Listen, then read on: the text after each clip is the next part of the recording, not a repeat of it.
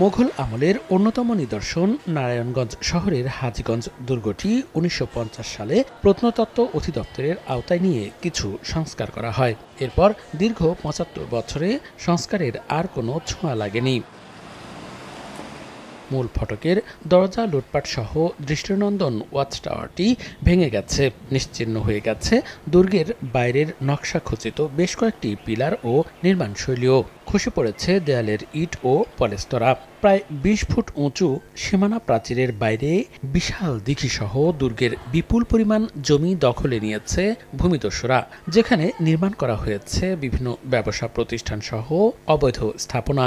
এছাড়া জুয়ারি ও মাদক সেবীদের আড্ডা, মাদক বেচাকেনা, ছিনতাই ও অসামাজিক কাজসহ নানা অপরাধের আখড়ায় পরিণত হয়েছে দুর্গটি।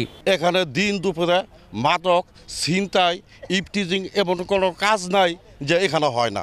অসাধু ব্যবসায়ীরা বিভিন্ন ভুয়া কাগজপত্র দেখিয়ে এই জায়গাটি দখল করে আছে।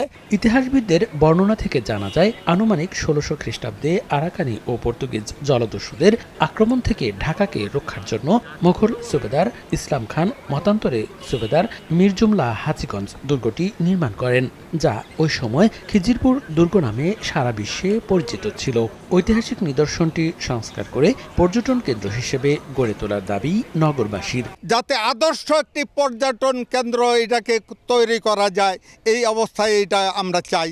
তবে দুর্গটিকে আদিরূপে ফিরিয়ে আনতে নানা পরিকল্পনার কথা জানান সিটি কর্পোরেশনের প্রধান নির্বাহী ও জেলা প্রশাসক। টুরিস্ট স্পট হিসেবে যদি ওইভাবে আমরা গড়ে তুলতে চাই, তাহলে আপনার মিনিস্ট্রির সঙ্গে একটা প্রসিডিউরাল বিষয় আছে, আমরা ওইভাবে চিঠি লিখে ওনাদের অনুমোদন নিয়ে সেটা আগাবো। কিভাবে এটাকে আরো সুন্দর করা যায়, কিভাবে তাদের আগের রূপে ফিরিয়ে আনা যায়, এই লক্ষ্যে আমরা কাজ করছি। প্রায় ৪০০ বছর আগে শীতলক্ষ্যা নদীর পশ্চিম তীর ঘেঁষে ১৯.৬৪ একর জমির উপর নির্মাণ করা হয় হাজীগঞ্জ দুর্গটি।